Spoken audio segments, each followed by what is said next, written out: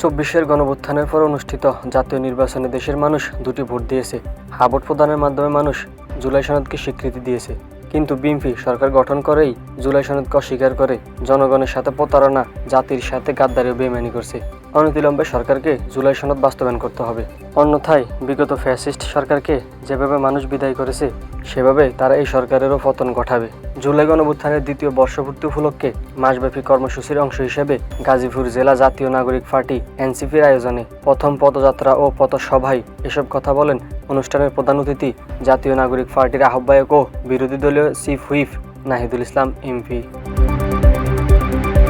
সোমবার বিকেলে গাজীপুর জেলা এনসিপির আহ্বায়ক এম সোহাইব এর সভাপতিত্বে ও সাংগঠনিক সম্পাদক আসাদুল ইসলাম ইমনের সঞ্চালনায় গাজীপুরের কালীগঞ্জ বাজার বাসস্ট্যান্ডে জুলাই পথসভা অনুষ্ঠিত হয়। কালীগঞ্জে জুলাই পদযাত্রা ও পথসভা কর্মসূচির মাধ্যমে এনসিপি দেশব্যাপী ৬৪ জেলার ১০০টি উপজেলা ও পৌরসভায় মাসব্যাপী পদযাত্রার আনুষ্ঠানিক সূচনা করেছে।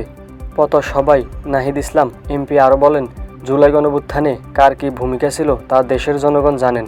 গণঅভ্যুত্থান পরবর্তী সময়ে কেউ লন্ডন থেকে, কেউ শিলং থেকে এসে নেতৃত্ব দাবি করছে। যদি জুলাই সনদ বাস্তবায়ন করতে না পারেন তবে জুলাই আন্দোলনে আপনাদের নেতৃত্বের দাবি থেকে সরে আসুন। জাতীয়তাবাদের নামে ব্যবসা ও সীমান্ত হত্যা বন্ধ করতে হবে। বিদ্যুতের ঘাটতি পূরণ, কর্মসংস্থানের ব্যবস্থা ও সংস্কার বাস্তবায়ন করতে হবে। স্বরাষ্ট্রমন্ত্রী তার নিজ এলাকা থেকেই মাদক নির্মূল করতে পারছেন না, তিনি কিভাবে দেশ থেকে মাদক নির্মূল করবেন? কিভাবে সারা দেশে আইন শৃঙ্খলার উন্নতি করবেন? শহীদ হাদি, কালীগঞ্জের ওমর ফারুক সহ জুলাই গণঅভ্যুত্থানে নিহত সকল শহীদদের হত্যার বিচার করতে হবে।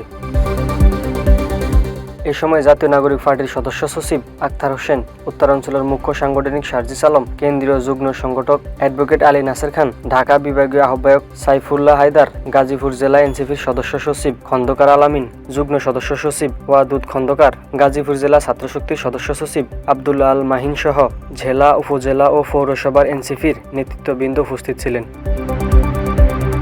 ডেস্ক রিপোর্ট, আমি এলটিভি।